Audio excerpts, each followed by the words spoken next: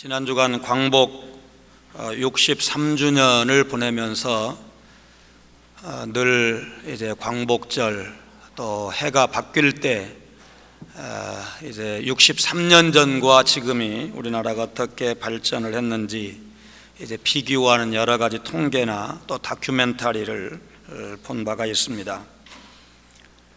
세계에서 가장 가난한 나라 중에 하나였던 우리 대한민국이 이제 세계 13번째 경제 대국이 되었고, 아마 군사력은 5번째 아니면 6번째 정도 될 겁니다. 또 OECD 가입, 그리고 UN 사무총장 배출, 88 올림픽과 2002년 월드컵 개최 등을 통해서 우리나라의 위상이 세계적으로 많이 높아졌다는 것을 생각하면서 하나님께서 우리 조국 대한민국에 복을 많이 주셨구나, 이런 생각을 하면서 시간을 보냈습니다. 다른 나라도 다 발전했다, 그렇지 않습니다. 예를 들어서 필리핀 같은 나라는 UN 16개국의 일원으로 6.25 때 참전한 바가 있습니다. 그때 우리나라는 약 80불 정도 GNP가 그 정도였는데 필리핀은 800불 정도였습니다. 지금 필리핀 GNP는 1300불 조금 넘는 수준이니까 우리가 쉽게 비교할 수가 있고, 아르헨티나 같은 나라는 1930년대는 세계 4대 경제 대국이었지만 지금은 14번째도 들어가지 못하는 그런 나라로 머물러 있는 것을 알 수가 있습니다. 그러나 오늘 우리 시대는 물질적인 풍요는 분명히 누리고 있지만 범죄는 날로 늘어가고 있습니다. 그 범죄 또한 지능화 또 흉포화 되어 가고 있는 것이 현실입니다.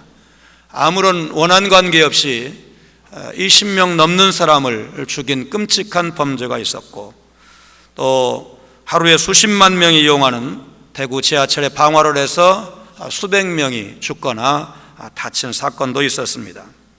그러다 보니까 이제는 우리 가정을 좀 든든하게 지키기 위해서 감옥이 아니련만 감옥보다 더 철저하게 2중 3중으로 그렇게 하지만 그래도 결코 안심할 수 없는 시대를 우리가 살고 있습니다. 사사시대는 오늘 우리 시대와 흡사한 점이 많았습니다. 특히 본문 말씀이 그 사실을 우리에게 보여주고 있습니다. 이 사사시대의 특징을 한마디로 줄이면 사사기 21장 25절에 그때는 이스라엘의 왕이 없으므로 사람마다 자기 소견에 옳은 대로 행하였다라는 말씀일 것입니다. 이 말씀은 모든 사람이 상식이나 양심을 지켜서 바르게 행동했다는 말이 아닙니다. 자기 생각에 좋을 대로 행동했다는 말입니다. 하나님의 선민 이스라엘이 그들에게 주신 하나님의 언약의 말씀대로 살지 않고 제 뜻대로 살았다는 것입니다. 쉽게 말하면 무법천지요, 영적으로 암흑시대였다는 말씀입니다. 극도의 종교적 타락과 개인주의, 이기주의가 판을 친 시대였습니다. 이런 면에서 오늘 우리 시대와 흡사하다고 말씀을 드린 것입니다. 오늘 이 시대의 모습은 어떻습니까? 몇 개월 전에 강화도에서 동네 아주머니를 납치를 해서 거액을 인출하고 또 그것을 안전하게 이제 해내기 위해서 학교에 가서 공부하고 있는 여고생 딸까지 납치해서 같이 죽인 사건이 있었습니다. 한 10여 년 전에는 유학생 아들이 역시 유흥비로 탕진한 돈을 메우려고 비행기에서 본 영화를 흉내내서 다른 사람도 아닌 자기 부모를 살해한 사건도 우리가 기억하고 있습니다. 기업의 이익을 위해서라면 불량공사도 하고 불량식품도 기꺼이 만듭니다.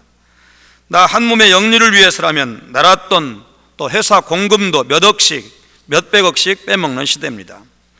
국민소득이 2만 불을 넘어서 선진국 진입을 넘보고 대학 진학률이 세계에서 3번째로 높고 25세에서 34세까지 지금 젊은이들이죠. 이 젊은이들 고등학교 이상 졸업률은 OECD 국가 중에서 세계에서 제일 높습니다. 문맹률은 낮을수록 좋은데 우리나라 문맹률은 세계 최강 미국보다도 더 낮은 상태인데, 교육을 조금밖에 받지 못하고 경제력도 보잘것없던 어려운 시절에는 상상도 할 수 없었던 그런 흉악한 범죄가 지금 만연하고 있습니다.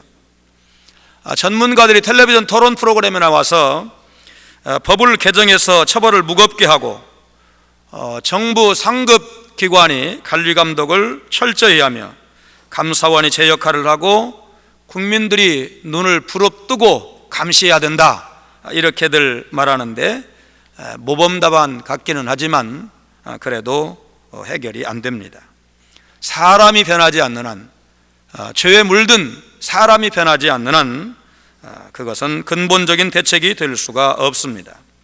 성경이 이 문제를 정확하게 진단하고 있습니다. 누가복음 6장 45절 말씀을 보면 선한 사람은 마음의 쌓은 선에서 선을 내고 악한 자는 그 쌓은 악에서 악을 내나니 이는 그 마음에 가득한 것을 입으로 말함이니라. 본문을 보면 이스라엘은 광야 생활 40년을 청산하고 가나안 땅에 들어갔는데 가나안 생활에 들어가면서 가나안 토착 종교에 감염되기 시작했습니다. 광야 생활 당시 이스라엘은 농경민이 아니었습니다. 그러나 가나안 생활을 시작을 하면서 이스라엘은 농경신이요 소위 풍요의 신이라고 하는 바알에게 유혹되었습니다. 가나안 원주민들은 바알신을 비를 지배하는 신으로 믿었습니다. 그래서 비가 오지 않으면 바알신에게 제사를 드렸습니다. 그런데 이들이 바알을 섬기는 방법이 좀 특이합니다. 낮에 바알신을 섬기는 성녀들이 밤에 창녀로 변해서 신전에 참배하러 온 남자들과 음행을 하면 지켜보던 바알이 성적으로 흥분을 해서 자기 아내와 성관계를 가질 때 비가 내린다고 믿었습니다. 신앙인이 다른 문화권에 가게 되면 부딪히는 문제가 현지인들의 종교나 문화나 풍습 등에 동화되어서 현지인과 평화를 유지할 것이냐, 아니면 자신의 신앙 정체성을 잘 지키면서 현지인들로 하여금 자신의 신앙을 받아들이도록 할 것이냐, 두 가지 길이 있습니다.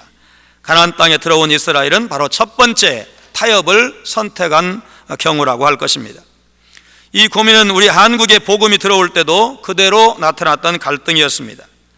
유교의 엄격한 제사법이 왕실로부터 서민에 이르기까지 전국적으로 광범위하게 시행되고 있는 상황에서 우상을 섬기지 말라는 계명은 조선 사람들이 예수를 믿는 데 있어서 가장 큰 장애로 여겨졌습니다. 그러나 여러분과 제가 아는 대로 이 제사 문제를 양보하지 않았기 때문에 적어도 수천 명, 약 2만 명 정도의 순교자가 이 땅에서 나왔습니다. 적어도 우리 한국 선교 역사에서는 우상을 숭배하는 것보다는 순교를 택하는 신앙의 결단이 돋보이는 역사를 갖고 있습니다. 오늘날에도 전도하다 보면 제사 때문에 교회에 나갈 수가 없습니다, 이렇게 말하는 사람이 있어서 우리를 좀 곤혹스럽게 할 때가 있지만 우리 신앙의 순수하고 정결하고 핵심적인 부분까지 양보할 수는 없는 것입니다. 한국 천주교회가 조상에 대한 제사는 우상 숭배가 아니라고 해석을 하면서 유교식 제사를 인정하므로 선교에 대한 큰 걸림돌을 제거한 것처럼 주장을 하지만 이것은 기독교 신앙의 핵심을 무너뜨린 처사이며 순교자 조상들에 대한 모독으로 우리가 결코 지지할 수 없는 것입니다. 천주교 부산교구 사목국의 여론조사에 의하면 천주교 신자들의 약 78%가 유교식 제사를 지내고 있다고 합니다. 2001년인가 2년인가 당시 김수환 추격위원이 심산 김창숙 선생 묘지에 가서 이제 넙죽 절하는 사진을 신문에서 본 적이 있는데 과연 한국 천주교회를 기독교라고 봐야 되는지 그런 생각을 한 적이 있었습니다. 이스라엘이 가나안 땅에 들어가니까 현지 주민들이 바알신을 열심히 섬기고 있었습니다. 그 바알신이 비도 내리고 풍년도 준다는 것입니다. 신전에 가면 시중 들은 여인과 동침하는 은밀한 기쁨도 있습니다. 이스라엘 백성들에게 갈등이 생겼습니다. 지금까지 농사 짓지 않을 때는 문제가 안 됐는데 농사를 지어서 먹고는 살아야 되겠고 농경신과 불화하면 안 되겠다 싶어서 타협을 하기로 했습니다.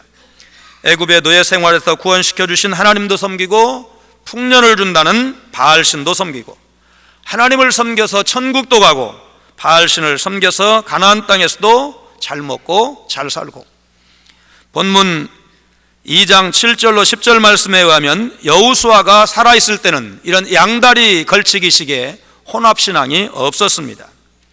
홍해가 갈라지는 역사, 요단강을 마른 땅처럼 밟고 건넌 역사, 반석에서 샘물이 솟아나는 역사, 만나와 메추라기가 하루도 빠짐없이 40년간 공급되는 하나님의 놀라운 역사를 맛본 장로들이 생존해 있을 동안에는 이스라엘이 하나님을 잘 섬겼다고 했습니다. 그러나 이들 체험적인 세대가 가고 나자 이스라엘 자손들의 신앙이 변질된 것입니다. 이스라엘의 죄악은 영적 건망증이고 우상 숭배였습니다. 이스라엘의 신앙이 여호와 하나님보다 바알신과 아스타로스를 섬기는 모습으로 변질되었을 때 하나님께서 이스라엘에게 어떻게 하셨느냐, 이것이 중요합니다. 왜 이스라엘의 신앙이 이처럼 변질되었습니까? 하나님은 원래 이스라엘이 가나안 땅에 들어가기 전에 가나안 땅에 들어가면 호흡이 있는 자는 다 진멸하라고 명령하셨습니다.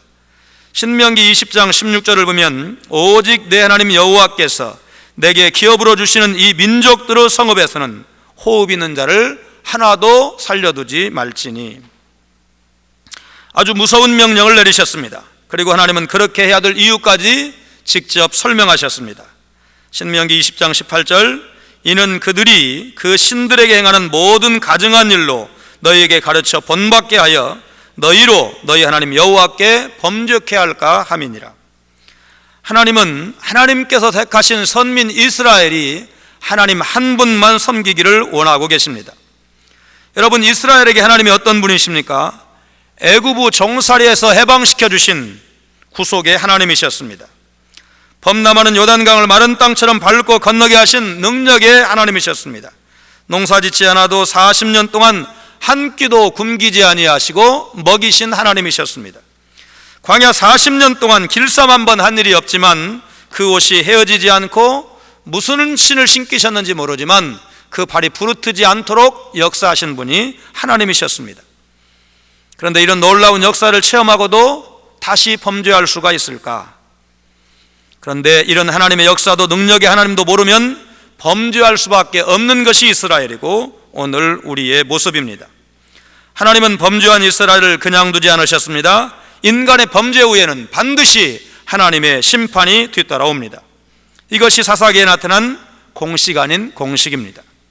하나님을 배반하고 바알신을 섬긴 이스라엘에게 하나님이 어떻게 하셨는지 2장 15절이 분명히 보여주고 있습니다. 그들이 어디를 가든지 여호와의 손이 그들에게 재앙을 내리심에 그들의 괴로움이 심하였더라. 하나님을 버리고 바알신을 섬긴 이스라엘에게 하나님이 어떻게 하셨다고 했습니까? 신실하신 하나님, 약속하시면 꼭 그대로 시행하시는 하나님이심을 보여주고 있습니다. 하나님의 말씀과 명령과 그 모든 규례를 지키면 모든 복이 임하겠다고 약속하신 하나님께서 하나님의 말씀에 순종하지 않고 모든 명령과 규례를 지키지 않으면 내가 성읍에서도 저주를 받으며 들에서도 저주를 받을 것이라 하신 그 말씀이 이스라엘에 의해서 이루어졌습니다. 2장 15절 말씀을 우리 한 목소리로 봉독하겠습니다. 그들이 어디를 가든지 여호와의 손이 그들에게 재앙을 내리심에 곧 여호와께서 말씀하신 것과 같고 여호와께서 그들에게 맹세하신 것과 같아서 그들의 괴로움이 심하였더라. 농사를 잘 지어서 풍년이 되어도 전쟁 한번 나면 그 땅이 초토화되고 또 적들이 그 농산물을 다 가져가기 때문에 남는 것이 없습니다. 양을 잘 키워도 소를 잘 키워도 먹을 고기도 없고 우유도 없습니다. 심각한 것은 이런 어려움을 당하지만 이스라엘이 대적할 능력조차 없다는 것입니다. 이런 무섭고 두려운 징계를 받지 않기 위해서 우리는 본문 말씀에서 적어도 두 가지 교훈을 찾아서 우리 신앙생활의 지표로 삼아야 할 것입니다. 첫째로 훌륭한 신앙 지도자의 영향력이 대단히 중요하다는 사실입니다. 본문 7절을 보면 여호와께서 이스라엘을 위해서 행하신 모든 큰 일을 본 자들이 있을 동안에는 이스라엘이 여호와 하나님을 잘 섬겼다고 했습니다. 사람이 변하지 않는 한, 죄에 물든 사람이 변하지 않는 한 그것은 근본적인 대책이 될 수가 없습니다. 성경이 이 문제를 정확하게 진단하고 있습니다. 누가복음 6장 45절 말씀을 보면 선한 사람은 마음의 쌓은 선에서 선을 내고 악한 자는 그 쌓은 악에서 악을 내나니 이는 그 마음에 가득한 것을 입으로 말함이니라. 본문을 보면 이스라엘은 광야 생활 40년을 청산하고 가나안 땅에 들어갔는데, 가나안 생활에 들어가면서 가나안 토착 종교에 감염되기 시작했습니다. 광야 생활 당시 이스라엘은 농경민이 아니었습니다. 그러나 가나안 생활을 시작을 하면서 이스라엘은 농경신이요, 소위 풍요의 신이라고 하는 바알에게 유혹되었습니다. 가나안 원주민들은 바알신을 비를 지배하는 신으로 믿었습니다. 그래서 비가 오지 않으면 바알신에게 제사를 드렸습니다. 그런데 이들이 바알을 섬기는 방법이 좀 특이합니다. 낮에 바알신을 섬기는 성녀들이 밤에 창녀로 변해서 신전에 참배하러 온 남자들과 음행을 하면 지켜보던 바알이 성적으로 흥분을 해서 자기 아내와 성관계를 가질 때 비가 내린다고 믿었습니다.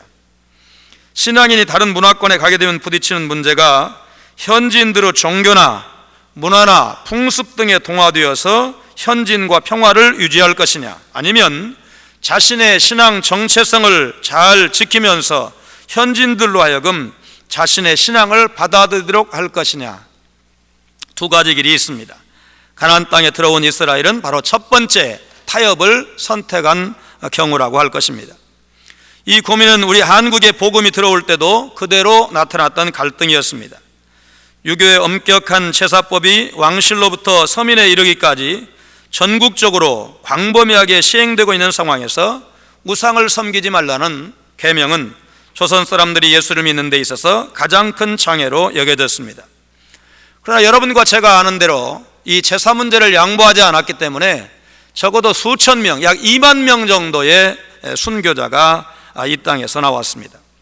적어도 우리 한국 선교 역사에서는 우상을 숭배하는 것보다는 순교를 택하는 신앙의 결단이 돋보이는 역사를 갖고 있습니다. 오늘날에도 전도하다 보면 제사 때문에 교회에 나갈 수가 없습니다, 이렇게 말하는 사람이 있어서 우리를 좀 곤혹스럽게 할 때가 있지만, 우리 신앙의 순수하고 정결하고 핵심적인 부분까지 양보할 수는 없는 것입니다.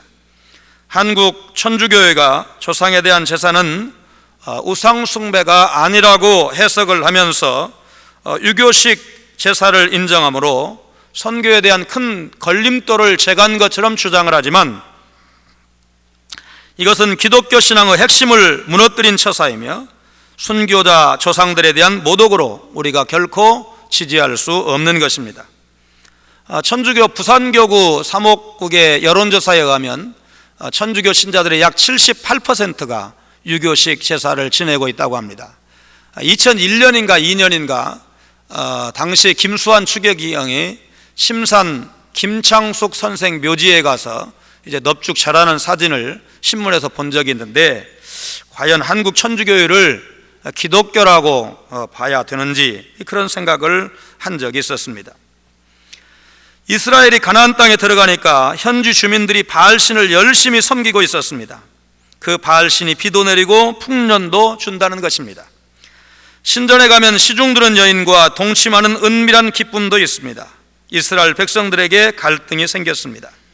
지금까지 농사 짓지 않을 때는 문제가 안 됐는데, 농사를 지어서 먹고는 살아야 되겠고 농경신과 불화하면 안 되겠다 싶어서 타협을 하기로 했습니다.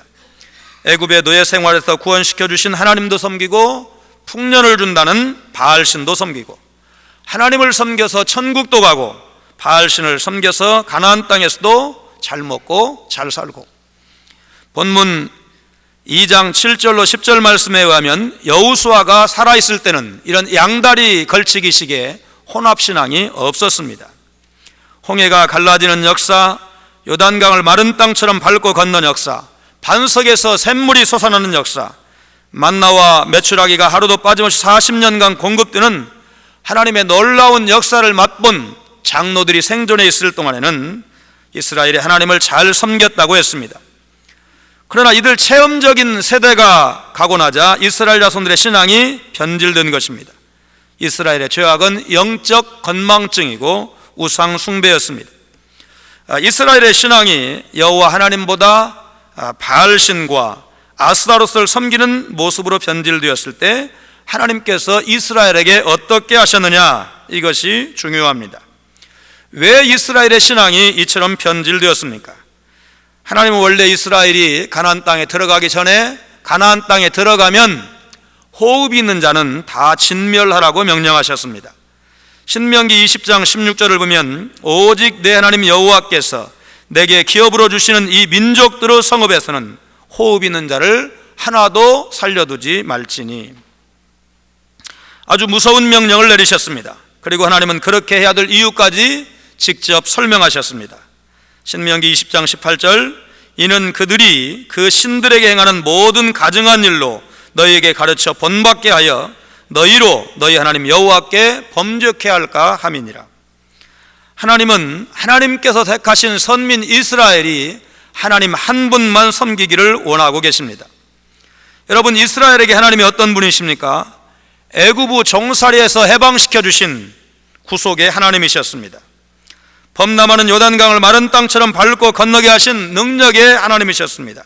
농사짓지 않아도 40년 동안 한 끼도 굶기지 아니하시고 먹이신 하나님이셨습니다. 광야 40년 동안 길쌈 한 번 한 일이 없지만 그 옷이 헤어지지 않고 무슨 신을 신기셨는지 모르지만 그 발이 부르트지 않도록 역사하신 분이 하나님이셨습니다. 그런데 이런 놀라운 역사를 체험하고도 다시 범죄할 수가 있을까? 그런데 이런 하나님의 역사도 능력의 하나님도 모르면 범죄할 수밖에 없는 것이 이스라엘이고 오늘 우리의 모습입니다. 하나님은 범죄한 이스라엘을 그냥 두지 않으셨습니다. 인간의 범죄 후에는 반드시 하나님의 심판이 뒤따라옵니다. 이것이 사사기에 나타난 공식 아닌 공식입니다. 하나님을 배반하고 바알신을 섬긴 이스라엘에게 하나님이 어떻게 하셨는지 2장 15절이 분명히 보여주고 있습니다. 그들이 어디를 가든지 여호와의 손이 그들에게 재앙을 내리심에 그들의 괴로움이 심하였더라. 하나님을 버리고 바알신을 섬긴 이스라엘에게 하나님이 어떻게 하셨다고 했습니까? 신실하신 하나님, 약속하시면 꼭 그대로 시행하시는 하나님이심을 보여주고 있습니다. 하나님의 말씀과 명령과 그 모든 규례를 지키면 모든 복이 임하겠다고 약속하신 하나님께서 하나님의 말씀에 순종하지 않고 모든 명령과 규례를 지키지 않으면 내가 성읍에서도 저주를 받으며 들에서도 저주를 받을 것이라 하신 그 말씀이 이스라엘에 의해서 이루어졌습니다. 2장 15절 말씀을 우리 한 목소리로 봉독하겠습니다.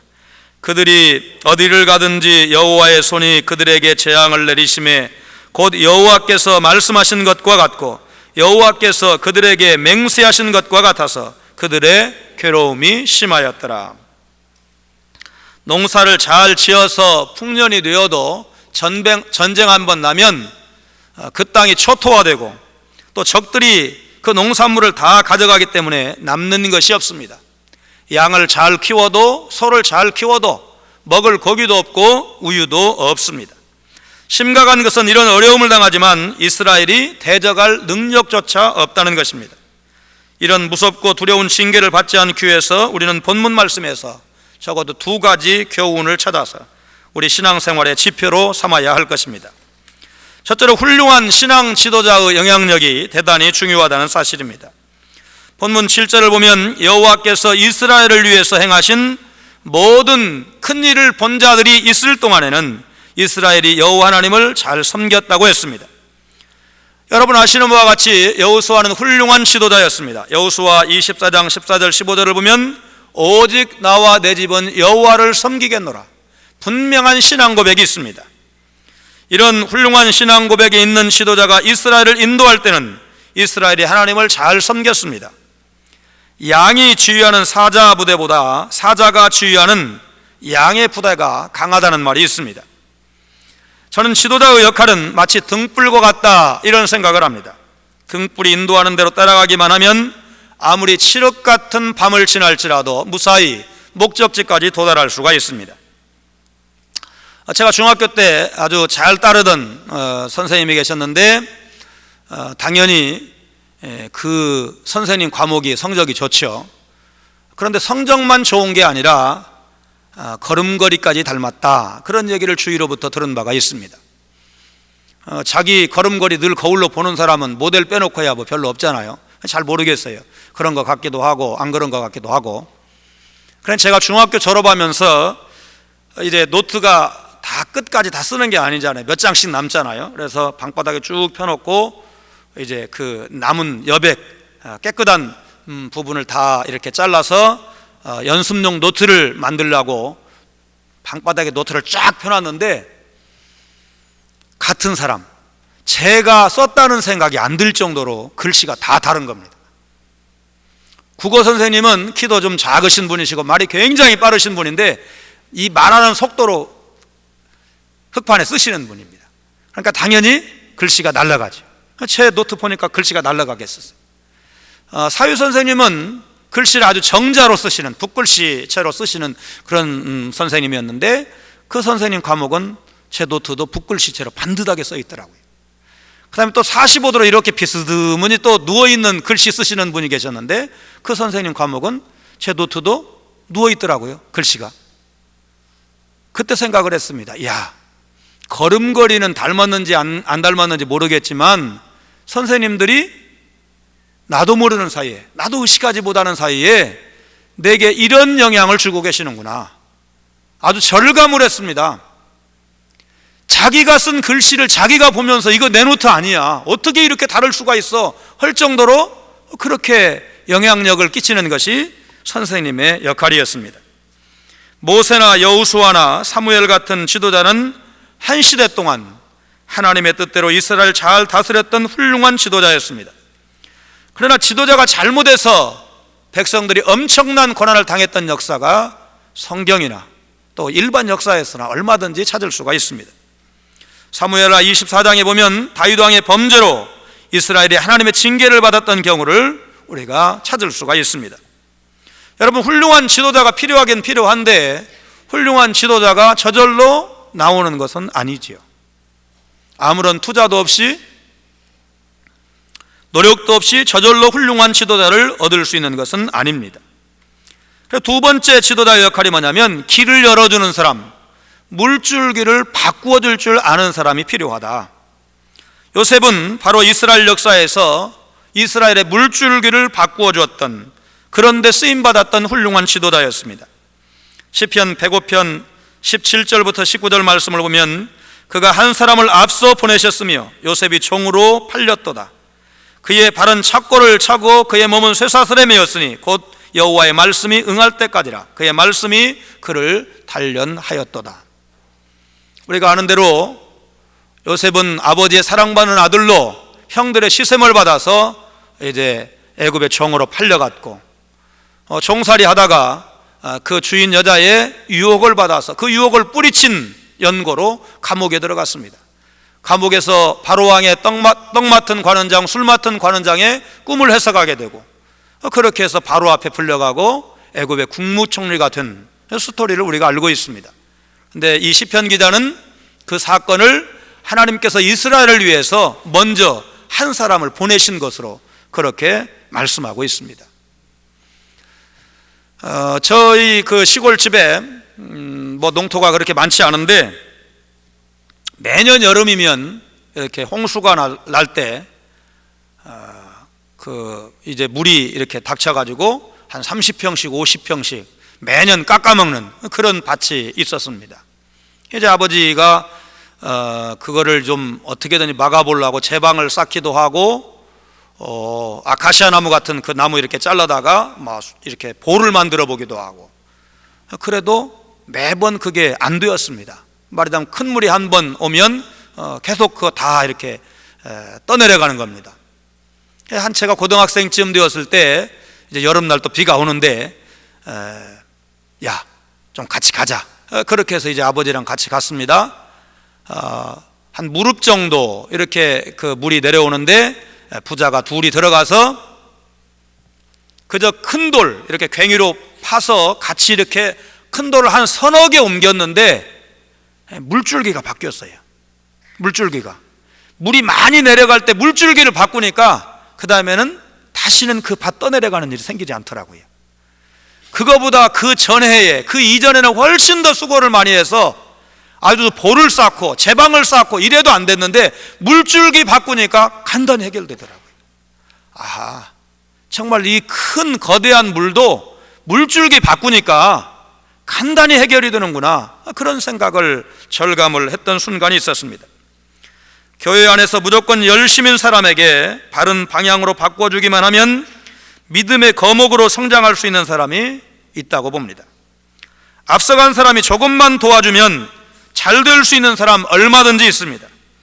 꿈 없는 사람에게 꿈을 심어주고 그 꿈을 어떻게 이루는지 모르는 사람에게 조금만 알려주면 분명히 크게 될 사람들 우리 주위에 있습니다. 이제 장로교단 증경 총회장을 3번이나 지낸 이자익 목사님과 그 주인이었던 조덕삼 장로님 이야기를 우리 목사님들도 잘 아실 것입니다. 김제 금산교회 2번 가봤는데 기역자 교회, 그 문화재 예배당으로 유명하잖아요. 100년 전에 지었던 예배당을 그대로 보존하고 옆에 새로운 예배당을 지어서 이제 신앙생활을 하는 그런 교회인데, 경상도 출신의 이 이자익 소년이 말하자면 금산의 부자 이 조덕삼 장로님 댁으로 머슴살이로 왔습니다. 먹고 살기 위해서 왔습니다. 그리고 한날 한시에 테이트 선교사님의 전도를 받아서 주인과 마부가 같이 예수를 믿습니다. 같은 날 세례를 받습니다. 장로 피택을 하는데 주인이 떨어지고 마부가 먼저 장로가 됩니다. 그러니까 그 현장에서 웅성웅성 소리가 났습니다. 왜냐하면 자기들이 찍어놓고도 결과가 그렇게 나오니까 깜짝 놀란 겁니다. 100년 전에 머슴과 주인 그 신분 그 격차가 얼마나 큽니까? 그런데 주인이 떨어지고 마부가 장로가 된 겁니다. 그때 이 조덕삼 장로님이 일어나서, 아직 장로가 안 됐지만 일어나서, 여러분, 집에서는 제가 주인이고 마부일지라도 교회에서는 내가 이 이자익 집사님을 장로로 잘 모시고 열심히 신앙생활 하겠습니다. 여러분 걱정도 하지 마십시오. 그래서 그 말하자면 웅성거림을 이렇게 진압을 했다는 거 아닙니까? 그 뒤에 평양신학교에 학비를 대서 공부를 시키고, 또 졸업을 하면 이제 머슴 주인 관계, 껄끄러운 관계니까 다른 교회로 가도록 한 게 아니고 자기 교회로 초빙을 해서 담임 목사가 되게 하고, 그렇게 해서 이제 장로교단 총회장을 3번이나 지낸 아주 훌륭한 목사님이 되었는데, 김수진 목사님이 쓰신 조덕삼 장로 이야기라는 책을 보면 조덕삼 장로님이 훨씬 더 훌륭하지 않은가, 이런 생각을 해봅니다. 바로 그 조덕삼 장로님이 아니면 여러분 어떻게 이 마부가 머슴 출신이 목사가 될 수가 있겠습니까?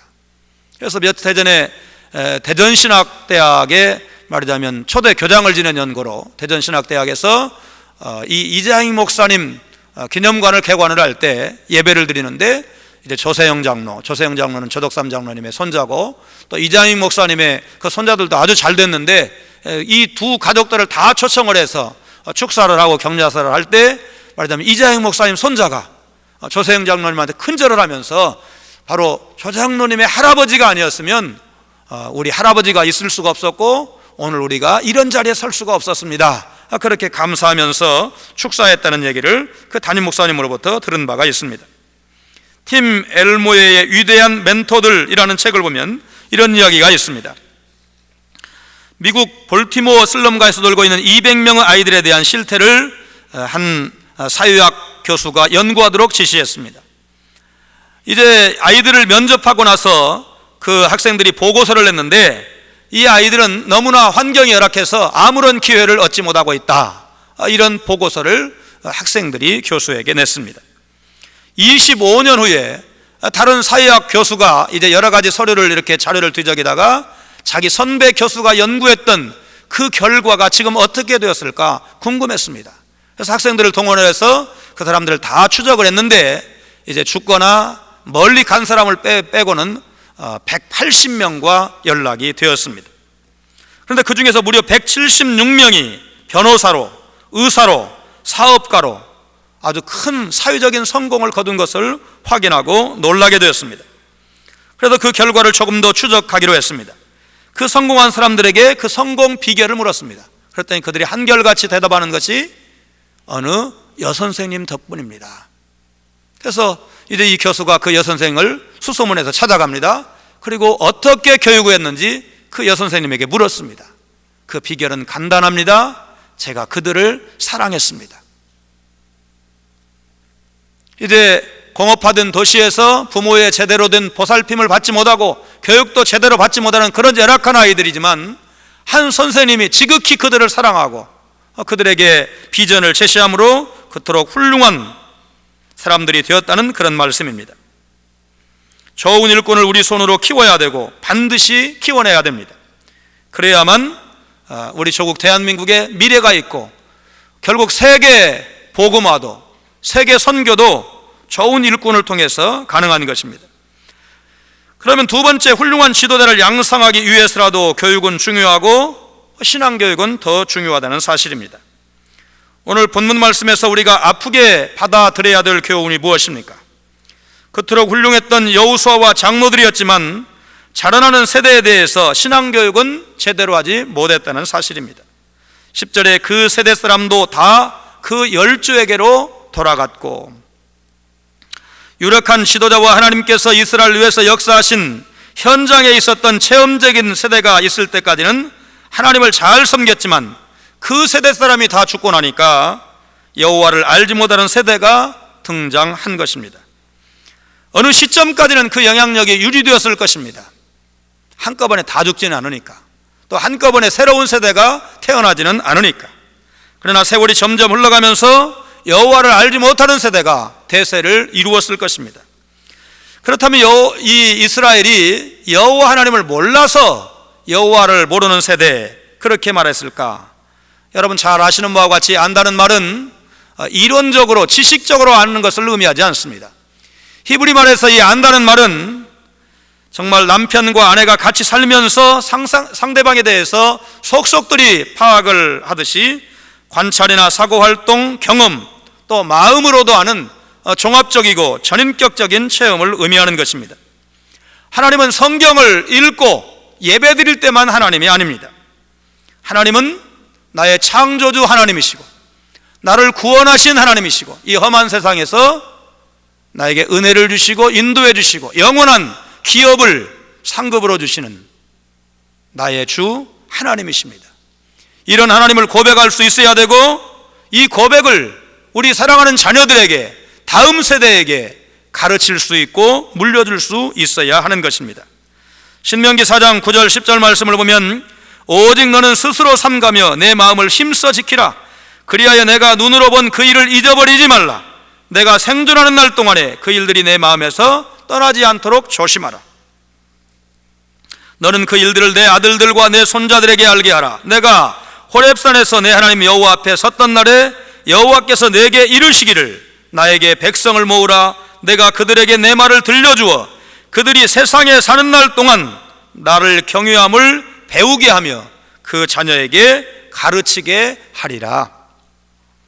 우리 성도들이 믿음으로 살게 되면 하나님께서 복을 틀림없이 주시지만 설령 믿음으로 올곧게 살다가 실패하는 일이 있다 할지라도 그것이 하나님을 떠나서 성공하는 것보다 말씀대로 순종했는데 실패했습니다, 그것이 더 하나님 앞에서는 옳다, 그것이 사실은 실패 같지만 축복이다, 이렇게 가르칠 수 있어야 할 것입니다.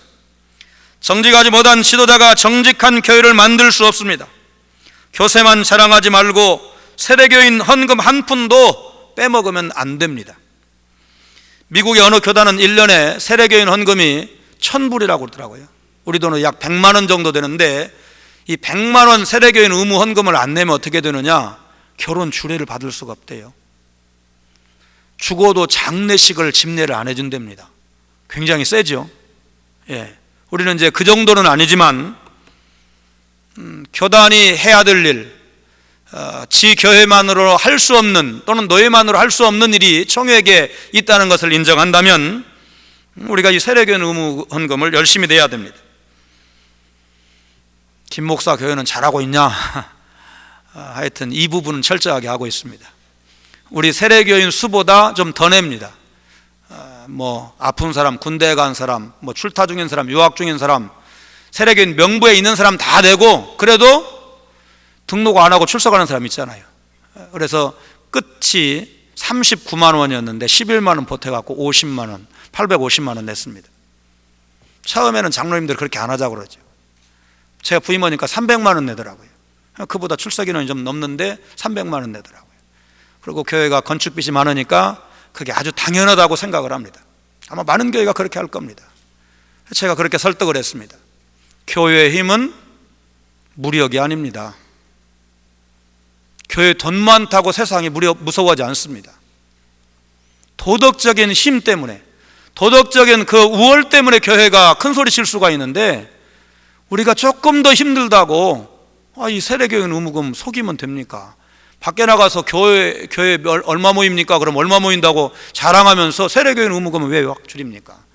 그러니까 이제 첫 번째는 그러더라고요. 장로님들이, 목사님 그렇게 하기는 해야 되는데 그럼 금년에는 출석교인에 준해서 내고 내년부터 내는 걸로 하십시다. 그렇게 해서 예산이 없으니까 하여튼 그 해에는 출석교인 준해서 내고 부임 이태체부터는 세례교인 의무금을 한 푼도 빼지 않고 내고 있습니다.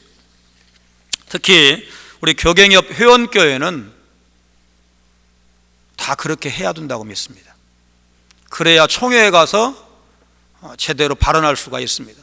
세례교인 의무금 20%, 30%를 가지고 그걸 근거 가지고 총회 예산을 편성한다는 것은 한국교회가 우리 대한민국 한국 사회를 향해서 100%가 아니고 그보다 더 훨씬 더 그 세례교인 의무 헌금 외에도 총회 발전을 위해서 선한 일을 위해서 돈 내고 헌금해야 되는데 제일 기본적인 세례교인 의무금조차 내지 않는다면 어떻게 우리가 개혁을 부르짖을 수가 있겠습니까? 최근 공산 정권이 붕괴된 폴란드에서는 성경을 학교에서 가르치도록 법으로 정했습니다.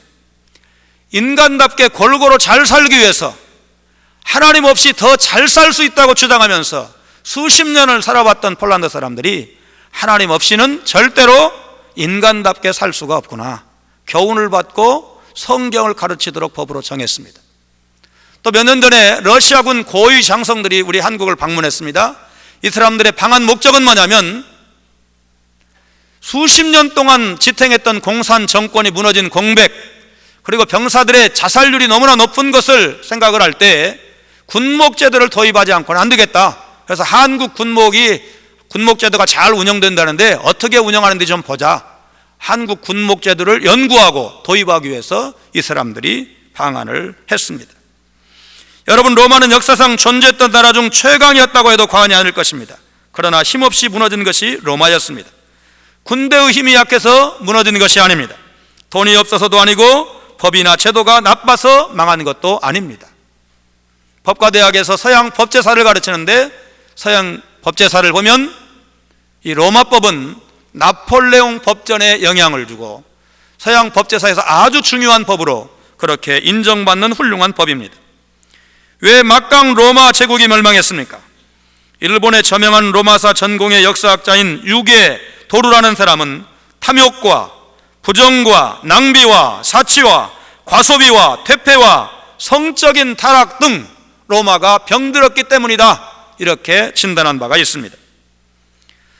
바울 사도가 먼저 있었고 로마가 늦게 멸망을 했지만 만약에 바울 사도에게 왜 로마가 멸망했습니까? 진단해 보십시오 라고 맡긴다면, 컨설팅을 의뢰한다면 그는 로마서 1장 28절로 31절이 정답이라고 대답을 할 것입니다. 한마디로 기독교를 국교로 정한 로마가 하나님 모른다, 하나님 없다고 해서 망한 것입니다. 로마의 모습과 오늘 대한민국의 모습은 얼마나 다릅니까? 오늘 우리 시대는 건강하다고 자부할 수가 있습니까? 하나님 없는 개인도, 하나님 없는 나라도, 하나님 없는 민족도 망한다는 사실을 분명히 기억해야 합니다. 그래서 우리 한국교회가 지금보다 신앙교육에 더 힘써야 되겠다는 절감을 합니다. 어저께 오전에 권장희 대표님 강의를 듣고 아마 저만 충격받지는 않았을 것입니다. 저녁에 최용준 목사님 말씀을 들으면서 역시 또 큰 도전을 받습니다. 시간적으로도 늘려야 되겠고 질적으로도 강화시키고 시설 투자도 획기적으로 좀 바꿔야 되겠다. 복음을 전하는 데 도움이 된다면 미래의 기둥인 우리 청소년들을 교회로 오게 하고 그들을 세울 수가 있다면 정말 교회가 아주 혁신적인 좀 변화를 해야 되겠다, 그런 생각을 했습니다. 전라북도 임실에는 한 마을 배출 인물이 군 전체가 배출한 인물보다 더 많다는 그런 마을이 있습니다. 세 사람의 재상이 150년 동안 이 마을로 유배를 왔는데 재상 출신 양반이 뭘 하겠습니까? 할 수 있는 것은 가르치는 것밖에 없습니다. 그래서 이제 서당을 열어서 그 마을 아이들을 열심히 가르친 결과 그 전통이 계속 이어지다 보니까 이 마을 출신들이 그렇게 잘 되었다고 합니다. 경상북도 영양의 조씨 집성촌도 마찬가지입니다. 70여 가구가 사는 주실마을에서 시인 조지훈을 비롯해서 조동걸, 조동원, 조동일 등 한국 인문학의 3대 거봉이 배출되었습니다. 한의학, 양의학의 거목을 배출했고 교수가 14명, 전현직 교장만 19명, 박사학위 소지자는 가구당 평균 1명씩 배출되었다고 합니다. 이 마을의 모토는 뭐냐면 밥 먹을 형편이면 죽 먹고 대신 그 돈으로 공부시킨다. 그래서 100년 전부터 일본 유학 보내고 서울 한양으로 유학을 보내고 그런 마을의 전통이 있다고 합니다. 신문기자 출신의 최효찬 박사가 쓴 500년 명문가의 자녀교육이라는 책을 보면 자세히 소개되어 있습니다. 한승수 국무총리가 춘천시 서면 출신인데 이 서면은 한 4,500명 정도 되는 그런 조그만한 인구가 좀 작은 그런 면인데 이 면에서 박사가 100명 정도 배출이 되었습니다. 물론 이제 한 총리도 박사니까 그 중에 한 사람이죠. 좋은 책은 우리 목사님들은 많이 읽기도 하지만 또 그 책을 많이 이렇게 권장해야 된다고 생각을 합니다. 저희도 제가 좋은 책 읽으면 주보에다 소개를 합니다. 설교 시간에 인용하는 책은 설교 요약 밑에다가 무슨 책 이렇게 해서 출전을 밝힙니다. 그래서 성도들 신방을 가보면 수십 권 책이 꽂혀 있는 그런 성도들도 있습니다. 이제 목사가 이제 어떻게 소개하느냐에 따라서 나도 좀 저 책 좀 읽어봐야 되겠다 해서 성도들 신방 이렇게 하면서 소개한 책이 많이 꽂혀 있으면 그래도 외치면 듣는구나, 영향을 받는구나 그런 생각을 합니다. 제가 모셨던 목사님 중에 이제 이 클래식 음악에 좀 조예가 있는 목사님을 모신 적이 있는데 그 목사님은 클래식 음악 얘기를 자주 하시니까 좀 오래된 얘기지만 텔레비전 없지만 좋은 그 이렇게 전축은 갖춘 그런 성도들이 많이 있더라고요. 목사님 영향이 굉장히 커요. 그 다음에 모신 목사님은 꽃을 좀 열심히 가꾸시는 분입니다. 그러니까 꽃시장 자주 가셔요. 저도 많이 따라가 봤어요. 성도들 가정을 방문을 해보면 화분이 그렇게 많아요. 계단부터 시작을 해서 그 창과 창 사이에 그 공간에도 빼곡히 이렇게 화분이 있는 것을 보게 되는데 좋은 책 한 권이면 어떤 사람 인생도 바꿀 수가 있다고 믿습니다. 우리 교계협 수련회를 통해서 은혜 받고 새롭게 목회가 새로워졌다는 그런 간증들이 많이 있는데 전에 이제 동료 중에는 수요일 날 폐위 예배 마치고 교회가 오니까 안 왔어요. 저녁쯤 수요 예배쯤 되니까 왔어요. 그리고 어디 갔다 왔냐 그러니까 그럴 일이 좀 있어 그러는데 한 20일쯤 지나니까 여기서 은혜 받고 가다가 수지에다가 개척교회 하려고 아주 계약하고 왔다고 그러더라고요. 그런 분도 있어요. 또 좋은 책 한 권에 인생이 바뀐다는 그것도 제 동기생 한 사람이 금년 봄에 안정된 목회를 포기를 하고 별 문제 없습니다. 포기하고 개척을 하러 갔어요.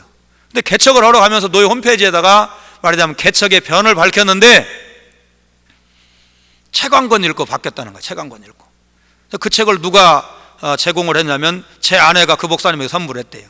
저는 이제 좋은 책 있으면 사무실에 이렇게 갖다 놓고 제 사무실 방문하는 목사님들이나 손님들에게 이렇게 좀 선물을 하는 편인데 제 아내가 그 목사님에게 이용남 목사님 작년인가요? 재작년에 오셔가지고 좋은 강의를 해주셨는데 그 이용남 목사님이 쓴 복음에 미치다는 그 책을 선물을 받고 그 책 읽고 나갖고 결단했다는 거예요. 더 듣기 전에 좋은 교회 한번 해보겠다. 혹시 안 읽은 분 있으면 한번 읽어보시면 좋겠습니다. 500년 명문가의 자녀교육을 쓴 앞서 말씀드린 최효찬 박사가 세계 명문가의 자녀교육이라는 그런 책도 썼는데 이 책 제가 제일 많이 선물한 책입니다. 70권에서 한 80권 정도 선물을 이렇게 목사님들이나 지도자들에게 드렸습니다. 그래서 전라북도 도지사님도 전화 오셨더라고요.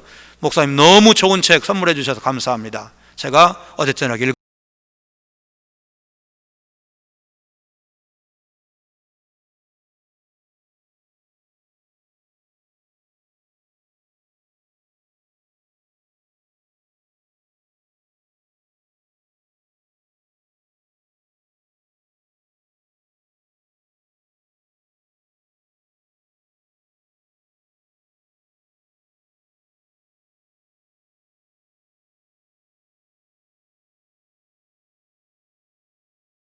의사인 집도 있고, 사형제가 2명은 대학 학장이고 차관이고 의사고 형제들이 그렇게 잘 된 집 많습니다. 이것 가지고 안 됩니다. 정말 우리가 정치, 경제, 사회, 문화, 예술, 스포츠 모든 방면에 좋은 지도자를 배출을 해야 되는데, 그냥 지도자 말고, 그냥 출세하는 사람 말고 기독교적인 세계관을 가진 사람, 믿음으로 무장된 그런 좋은 일꾼을 각 방면에 배출을 해야 하나님 나라가 이루어질 수가 있고 복음이 증거될 수가 있습니다. 여러분, 여호수아 시대가 신앙의 황금기였다고 본다면 불과 한 세대 후에 신앙의 암흑기가 온다는 것이 여러분 말이나 되는 일입니까? 그러나 불행히도 그것은 역사적 사실입니다. 하나님의 말씀을 제대로 가르치고 힘써서 배우지 않으면 이런 일이 일어난다는 점을 사사기가 우리에게 보여주고 있습니다. 선후배 동역자 여러분, 우리 한국교회의 미래가 어떻게 전개될 것으로 보십니까? 낙관적입니까? 비관적입니까? 유가 급등으로 경기가 침체된 것 같아도 국민소득은 2만 불은 유지가 될 것 같습니다. 주 2일 휴무제가 지금은 대기업과 공무원 이렇게 일부만 시행이 되고 있는데 점점 보편화될 것입니다. 어제 이제 한목엽 회장님 말씀하신 것처럼 2050년이 되면 우리나라 GNP가 9만 달러, 진짜 될지는 모르겠지만 어쨌든 점점 높아지기는 할 건데, 더 잘 살게 되면, 더 여유로워지면 지금만큼 신앙생활을 열심히 할까? 어제 저녁 최 목사님이 유럽의 교회들을 이렇게 돌아보신 소감을 말씀을 하셨는데, 저도 그 순간에 체코에 있는 바투스 성당 같은 1000년 동안 지었다는, 정말 세상에 너무너무 그렇게 아름다운 예배당이 있을 수가 있겠는가, 그런 교회를 머리에 떠올리면서 최 목사님 말씀을 들었습니다. 929년부터 1929년까지 정확하게 1000년 동안 지었다는 그런 좋은 예배당이 몇십 명, 많아야 몇백 명 모이는 그런 말하자면 작은 교회로 축소된 것을 생각을 할 때, 우리 한국교회가 30년 후에, 50년 후에, 100년 후에는 어떤 모습으로 변해 있을까를 우리가 생각하지 아니할 수가 없습니다. 여러분과 제가 어떻게 하느냐에 따라서 아까 말씀드린 요셉처럼 역사의 물줄기를 바꾸는 것은 많은 사람이 움직여서 바꾸는 것이 아니고, 한 사람의 지도자만 바르게 서도 얼마든지 바꿀 수가 있고, 또 지도자 한 사람이 잘못되어서 자기 백성 7만 명을 다 죽이는, 여러분 그런 역사의 과오를 범할 수도 있는 것이 지도자의 역할입니다. 그러므로 여러분과 제가 하나님을 얼마나 잘 믿느냐, 하나님에 대한 인식이 어떤 수준이냐에 따라서 다음 세대 한국교회가 결정이 될 것입니다. 이 새벽에 하나님 앞에 여러분과 제가 간절히 기도해야 될 것이 무엇입니까? 하나님, 이 땅에 여호와를 알지 못하는 세대가 절대로 오지 않도록 하나님 우리가 깨어있게 하시고, 하나님의 말씀에 우리가 먼저 은혜 받게 하시고, 그 말씀을 우리 자녀들에게, 자라나는 세대에 대해서, 우리 성도들에 대해서 열심히 가르치게 해주시옵소서. 아무리 선민 이스라엘이라고 해도 하나님 배반하면, 하나님 여호와를 섬기는 그 신앙에서 떠나면 그들의 괴로움이 심하였더라. 가차없이 심판하시는 하나님이신데 그 하나님의 심판을 두려워하면서 우리가 깨어 있어야 할 것입니다. 이 사실을 가르쳐야 할 것입니다. 9월 총회에서 통합측 총회장 되실 김사만 목사님은 지난 기도원 전국 수련회에서 저도 수백 편 그분 설교 들어봤지만 처음 듣는 얘기를 하셨다고 그래요. 성경 보급하시는 분들이니까 이 말씀 드립니다. 제가 아무리 목회가 바빠도 1년에 성경을 10번 이상은 정독합니다. 그 얘기 그 기도원 캠프에 회장하시는 장로님이 수련회 다녀와서 얘기하시는데 정말 큰 충격을 받았습니다. 수만 명 모이는 교회, 가만히 앉아 있어도 찾아오는 손님들 다 맞이할 수 없을 만큼 바쁜 그 목사님이 1년에 성경 10번은 꼭 정독을 하신다는데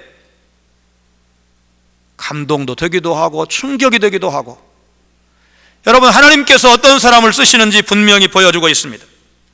하나님의 말씀을 뜨겁게 사모하는 사람에게 너 죽으면 천당으로 오게 해주마. 천당만 주신 것이 아니고 이 땅에서도 누릴 수 있는 큰 복을 약속하셨습니다. 신명기 28장 1절을 보니까 내가 내 하나님 여호와의 말씀을 삼가 듣고 내가 오늘날 내게 명하는 그 모든 명령을 지켜 행하면 내 하나님 여호와께서 너를 세계 모든 민족 위에 뛰어나게 하실 것이라. 하나님 말씀대로 살아서 목회자인 여러분 자신이 복되시고 그 말씀을 힘써서 가르치심으로 여러분의 자손들과 성도들까지 세계 모든 민족 위에 뛰어나게 되는 놀라운 복이 임하시기를 주님의 이름으로 축원합니다.